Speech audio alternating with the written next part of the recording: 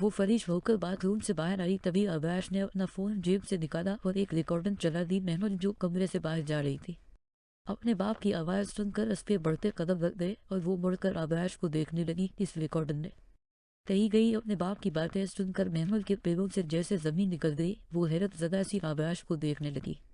इस वजह से तुम्हें किडनी करना चाहता था, ये नहीं क्या सिर्फ तुम्हारे बाप ने मेरी बहन के साथ गलत करवाने वाला भी ये बैठिया शख्स था। वो शख्स तुम्हारे बाप का दोस्त था और इसी ने भेजा था। आवाज रिकॉर्डिंग मुकम्मल सुनाने के बाद फोन जेब में डालकर महमूद को देखते हुए सर लहजे में कहने बताने लगा। महमूद को अपने कानों पर यकीन नहीं आ रहा था। अब कहा कि मेरे बाबा वो उसे देखते हुए पूछने लगी। आवाज उसे देखने लगा, उसके अंजाम पर पहुंचा दिया। वो आंखों में चमक लिए चेहरे पर महसूस मुस्कुराहट सजाए महमूद को बताने लगा। महमूद को एक और धक्का लगा। इसने उसकी तरफ देखा। और कितने राज हैं जिनसे मैं नावाकिफ हूँ और क्या कुछ मुझे सहना है, मुझे बताओ। वो उसे देखते हुए नम आंखों से तकलीफ दर लहजे में पूछने लगी। अबराश उसकी हालत समझ सकता था मगर वो उसे कोई जवाब नहीं दे सकता था। और कितनी तकलीफें देनी है मुझे, और कितने राज है जो मुझसे छुपा कर रखे हैं तुम। वो उसे देखते हुए आंखों से बते आंसुओं के साथ पूछने लगी। महमूद अबराश कुछ बोलने ही लगा था। महमूद फिर से बोल पड़ी। आप कहते हैं मैंने मेरे डेट से बदला लेने के लिए मुझे किडनी करने का सोचा था, और अगर सोचे आपको मैं अच्छी नहीं लगती और आप फिर मुझे किडनी करते और जो अपने इस लड़की के साथ करने का सोचा था वही मेरे साथ करते तो एक बेकसूर को बेवजह की सजा मिलती है ना। महमूद वसे से उसे देखते हुए कहते साथ आवाश शाह को खामोश करवा रही थी। महमूद मैंने कुछ गलत नहीं किया तुम्हारे साथ, वो उसे देखते हुए कहने लगा। महमूद बगैर कोई जवाब दिए कमरे से जाने लगी। महमूद तभी आवाश ने उसे फिर से पकड़ा। महमूद ने मुड़कर उसे देखा। मैं कुछ वक्त अकेला रहना चाहती हूँ, वो उसे देखते हुए जवाब देते साथ कमरे से बाहर चली और आवाश उसे जाता देख रहा था।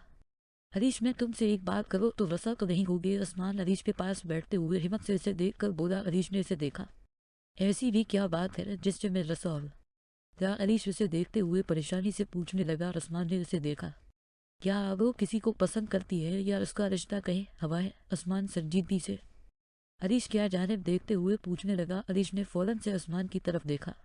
नहीं ऐसा कुछ नहीं है। वैसे ये सब जानकर तुम क्या करोगे? वो आसमान से सपाट अंदाज में एक और सवाल करने लगा। मैं इससे निकाह करना चाहता हूँ। आसमान नजरें झुकाए जमीन को तकते हुए घबराते हैं बताने लगा। और वही हरीश को एक हैरत का झटका लगा। आसमान इसमें कोई गलत बात नहीं है, अगर ऐसा हो जाए तो बहुत अच्छी बात है। मेहमान से आज ही इस मुतालिक बात करता हूँ। हरीश उसके कंधे पर हाथ रखे उसे हौसला देते हुए बताने लगा। और उसकी बात सुनकर आसमान मुस्कुराया और उसे गले लगाया। पीछे खड़ी अब जो किचन की तरफ बढ़ रही थी ये सब बातें सुनकर खामोशी से कमरे की तरफ बढ़ गई। नहीं ऐसा नहीं हो सकता है, अभी वो हकीकत से वाकिफ है। जैसे ही मालूम होगा हर लड़के की तरह वो भी मुझे छोड़कर चले जाएंगे। अब वो कमरे में टहलते हुए आसमान और हरीश की बातें सूझते हुए परेशानी से खुद से बोली। मैं किससे ये बात शेयर करूँ? हाँ किससे पहले आसमान मेरे बारे में ज्यादा सोचने लगे। मुझे सारी सच्चाई उन्हें बता देनी चाहिए। अब वो कमरे में टहलते हुए माथे पर हाथ रखे कहने लगी। नहीं नहीं इस तरह मैं खुद कैसे? अब वो पहले तो बैठ जाओ, लेकिन क्या होगा? मैं ये शादी नहीं कर सकती हूँ। वो बेड पर बैठते हुए दोबारा से उठकर परेशानी से बोली। तुम्हें एक नींद सुनाओ, तुम्हें भी खुशी होगी। वो उसकी गोद में सर रखे मुस्कुराते हुए बोला। रोमिसा ने उसकी तरफ देखा। ऐसी भी क्या न्यूज़ है? रोमिसा उसकी खुशी देखते हुए सवालिया नजरों से पूछने लगी। आसमान आबरू को अपनाना चाहता है, वो इससे निकाह करना चाहता है। हरीश मुस्कुराते हुए बताने लगा। उसकी बात सुनकर रोमिसा भी मुस्कुराई। क्या वाकई? वो खुशी से हरीश को देखते हुए कहने लगी। जिस पर हरीश उठ कर बैठा रहा वाकई वो मुस्कुराते हुए उसे बोला। रोमिसा खुशी से हरीश की गले लगी। हरीश मैं बहुत खुश हूँ। आबरू के लिए वो उसके गले से लगी। खुशी से बोली। हरीश ने उसके गर्द मजबूत हिसार हाय क्या मैंने कहा था ना, एक दिन तुम मेरे पास खुद ही आओगी। वो उसे हिसाब में लिए प्यार से कहने लगा। जिस पर रोमिसा की सांस रसी गई। हरीश छोड़ो मुझे जाना है। वो घबराते हुए उसे पकड़ने लगी, लेकिन वो हरीश था, वहाँ थी, आसानी से उसे कहा जाने देने वाला था। वो उसकी गर्दन पर झके मोहब्बत की महज सबक करने लगा। रोमिसा की हार्ट बीट तेज हो गई। आवाज सुबह उठकर बाहर टीवी लबनन में आया। नजर महमूद पर गई जो सोफे पर लेटी गहरी नींद सोने में मसरूफ थी। आवाज कमरे से ब्लैंकेट लाया और उसकी तरफ बढ़ा। उसके ऊपर ब्लैंकेट डाला जो महमूद ने फौरन अपने हाथों में थाम कर खुद को कोर कर दिया। और उसके चेहरे के तासरात देखकर आवाज मुस्कुराया। वो इस वक्त बरकत एक बच्ची लग रही थी। आवाज ने उसके सर के नीचे तकिया बहुत अख्तियार से रखा ताकि इसमें नींद खराब ना हो। लाश देखे नाराज मुझे होना है और इस तरह कहा जा रहा है मुझे तंग न करे। महमूद नींद में आवाज को पकड़ते हुए मुंह बना रही थी। आवाज उसका मुंह बना देख कर मुस्कुराया था। राज वो मुस्कुराते हुए उसे देखकर कहने लगा और आकाश उसके चेहरे के करीब होकर उसके माथे पर दब बैठ गया। अपने माथे किसी चीज का दबस महसूस करके महमूद की नींद टूटी। इसने आंखें खोलकर नजर सामने की जानिब को आकाश को मौजूद पाया। आप यार क्या कर रहे हैं? वो उसे देखते हुए मुंह बसूरे पूछने लगी। गड़मारन आकाश उसे देखते हुए बोला और उसके मुंह से निकले अल्फाज सुनकर महमूद ने नजर वाइल्ड कलाब की जानिब की वालों बच रहे। महमूद कहते साफ उठकर जाने लगे और आकाश उसे जाता दे एंजल तैयार हो जाओ। वो उसे जाता देखते हुए कहने लगा, जिस पर महमूद ने बढ़कर उसे देखा। इसलिए वो उसकी बात पर मुड़कर उसे देखते हुए पूछने लगी, हम वही जा रहे हैं? वो उसे देखते हुए कहने लगा। महमूद ने उसकी तरफ कदम बढ़ाए। रात उड़ता है, नैना आप के साथ जाऊंगी। नैना आप के साथ कहीं नहीं जाने वाली। वो उसे देखते तरफ लहजे में कहते साथ जाने लगी। जब आकाश बहुत मजबूत दफत से उसके बाजुओं को थाम कर उसका रुख अपनी तरफ गया। बहुत कर दी अपनी मर्जी, कब जो कहो चुपचाप कर लो वरना अपनी बात मनवाने में ज्यादा वक्त नहीं लगता। वो गोल्डन बगुश आंखों ने सख्ती के इसे सब लहजे में वार करने वाले अंदाज में कहने लगा, क्या करें? वो बलट पूछने लगा, जिस पर आकाश ने से अपने वजीर करीब क्या वेट एंड वास वॉस पे कान के करीब होकर गंभीर आवाज में बूथ पे साफ उसकी बाजू अपने हाथ से खबर। आधा घंटा है तुम्हारे पास। वो उसे कहते साथ घड़ी पर एक नजर डालकर भारी भारी कदम उठाए बाहर की जानिब बढ़ गया और महमूद बनी खड़ी उसे देख रही थी। वो दोनों मरी के लिए निकल चुके थे। आकाश की नजरें मुसलसल महमूद के चेहरे पर मरकूज, जिससे महमूद कंफ्यूज हो रही थी। मैं सोना चाहती हूँ। थोड़ी देर नींद पूरी नहीं हुई। वो उसे देखते हुए संजीदगी से बोली। आकाश की नजरें इसी पर जमी हुई थी। तो सो जाओ। वो उसी पर अपनी नजरें किए बोला। महमूद उसे देखने लग गई। तो सोरी वो कहते साथ अपने इर्द शाल लपेटी वो सेठ के साथ सर टकाए आंखें बंद कर गई। आकाश चेहरे पर हाथ रखे पलक छुपकाए बगैर इसे देखने में मसरूफ रहा। मुझसे नहीं सविया जा रहा है। वो 5 मिनट बाद आंखें खोलते हुए मुझ बसूरे उसे कहने लगी। आकाश ने नजरें उसके चेहरे से हटाई। क्यों? वो नजरों का ताकब दूसरी तरफ की पूछने लगा। महमूद ने उसकी तरफ देखा। यही चाहती हूँ मैं, आप मुझे नहीं कहीं और देखे। वो उसे देखते हुए कंफ्यूज सी होती बोली। आकाश ने अपना चेहरा महमूद के चेहरे के करीब किया। उसकी गर्म सांसों महमूद के चेहरे पर पड़ रही थी, जिससे महमूद की हार्ट बेट तेज वो उसे देखने लगी। तुम्हें देखने के लिए ही तो मुझे चुना गया है। तुम्हें यानी वाहिद तुम्हें मेरी आंखों का नूर बनाया गया है। वो इसी तरह चेहरा उसके चेहरे के करीब किए उसकी आंखों में देखते कंफ्यूज करते हुए गंभीर लहजे में बोला। महमूद के होंठ जैसे आपस में जल गए थे। वो बस उसे देख रही थी। अचानक वो दूर हुई। मुझे सोना चाहिए। वो नजरें सामने की जानिब किए सपाट अंदाज में बोली, जिस पर आकाश के चेहरे पर मुस्कुराहट आई और वो जवाबन खामोश रहा। महमूद अपना सर दोबारा सीट से टकाए आंखें बंद कर रही थी और सोने की कोशिश करने लगी, लेकिन बार बार आंखें खोल आकाश को भी देख रही थी। आकाश उसकी सारी हरकतों पर गौर कर रहा था। उसके चेहरे पर एक खूबसूरत मुस्कुराहट सजी हुई थी, लेकिन वो उसकी तरफ नहीं देख रहा था। क्यों नहीं देख रहे मेरी तरफ? उन्हें महमूद बसूरे से देखते हुए वो बसूरे बोली। तभी आकाश ने उसकी तरफ देखा। महमूद आंखें बंद कर गई। आकाश उसे देख मुस्कुराया और अपना सर भी सेट से टका। महमूद अब गहरी नींद सूझ भी थी। उसका सर अब आकाश के कंधे पर जा, जिस पर वो रखे पुरसुकून अंदाज में सो रही थी, पर आकाश को इससे ज्यादा मासूम इस वक्त हुई नहीं लग सकता था। इसने अपनी जैकेट उतार कर महमूद पर डाल दी और उसे एक नजर देख कर नजरें सामने कर दिया। वो दोनों मरी पहुंच चुके थे। उस वक्त एयरपोर्ट पर मौजूद थे। महमूद ने आकाश की जैकेट अभी तक कंधों पर डाली हुई थी। मैं वॉशरूम से होकर आई। महमूद आकाश को देखते कहते साथ अंदर की तरफ बढ़ने लगी। आकाश उसे जाकर देखने लगा। हाँ अरीश। तभी आकाश को अरीश की कॉल अटेंड करता चेहरा का रुख दूसरी तरफ कर दिया। महमूद वॉशरूम यूज करने के बाद बाहर की तरफ बढ़ी, जब किसी ने फौरन उसके मुंह पर रुमाल रखा। ये बहुत साइड पर जगह थी जहाँ इतनी भीड़ भाड़ नहीं थी।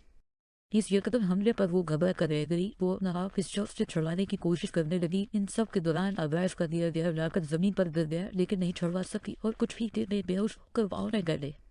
कहाँ रह गई? आकाश कहते साथ आगे की जानिब बढ़ा और महमूद जिस तरह रही थी इस तरफ का रुख करने लगा। इस शख्स ने उसे गाड़ी में डाला। जल्दी चला। साथ मौजूद दूसरा लड़का फौरन कहने लगा और उसने गाड़ी स्टार्ट की। आकाश जो महमूद का इंतजार कर रहा था। उसकी नजर महमूद के गिरे हुए लाकट पर गई और साथ अपनी जैकेट पर उसने नजरें इधर उधर घुमाई तो नजर उस गाड़ी पर गई। महमूद आकाश उसका लाकट देखते हुए उसे पकड़ने लगा, लेकिन वो तो बेहोश थी। उसे कुछ खबर नहीं थी।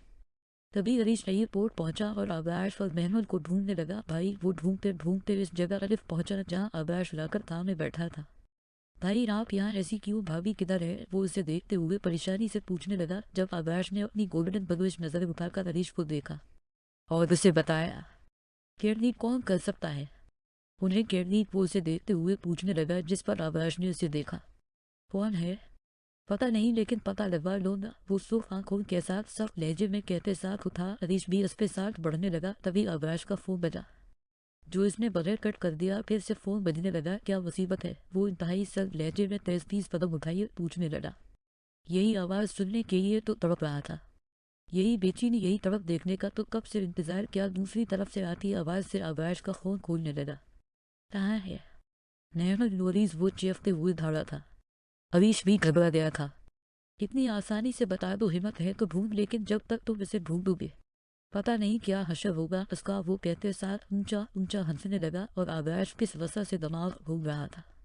तेरी इतनी औकात है कि तू उसे एक खरोश दे सके? वो वजह से कहते साथ फोन बंद करता भारी भारी कदम उठाइए गाड़ी की तरफ बढ़ने लगा और हरीश भी उसके साथ आया। फोन महमूद के हाथ में है। आकाश फोन कान से लगाते हुए दूसरी तरफ मौजूद शख्स से सवाल करने लगा। वो के कहते साथ आकाश ने फोन बंद किया और गाड़ी तेज रफ्तार से सड़क पर दौड़ा दी। वो इस वक्त एक कमरे में मौजूद थे। महमूद ने आंखें बामुशक्ल खोली और नजर कमरे में घुमाई और दिमाग पर हाथ रखते हुए वो उसे याद करने लगी। मैं कहा, नैनल खुद को देखते हुए पूछने लगा और सोचने लगी। तभी उसे सब याद आया।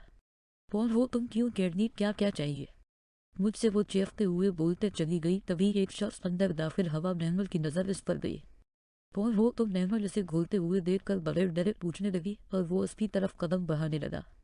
तुमसे कुछ नहीं चाहिए, तुम्हें आईने पास रखकर किसी को तकलीफ जरूर मिल रही है।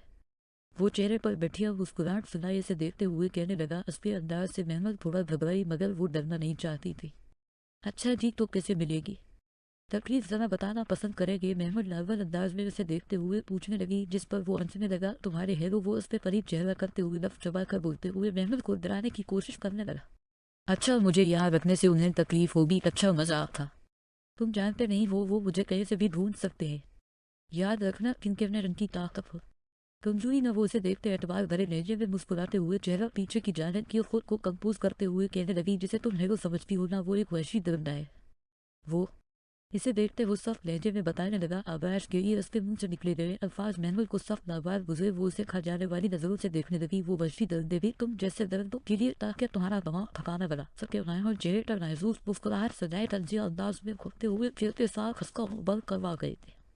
वो इंसान नहीं हैवान है। वो उसे देखते हुए लहजे में नफरत लिए बोला। महमूद को उसकी बातें सुनकर महमूद को मजीद वसा आने लगा। जब एकदम मेरे लिए इससे बेहतर इंसान कोई नहीं। और मेरा आज के बारे में एक भी बात की न तो कमजोर समझने की गलती न करना होगा कि बस छोड़ोगी नहीं। वो उसे देखते हुए वायरल करने वाले अंदाज और जरूर भरे लहजे में शहादत वाली उंगली उसकी तरफ उठाई बोली, जिस पर वो बस उसे देखता रह गया। क्या अल्लाह खैर करे। अमीन फरिया बेगम महमूद के किडनी होने का सुनते परेशानी से कहने, जिस पर आबो ने उन्हें संभाला।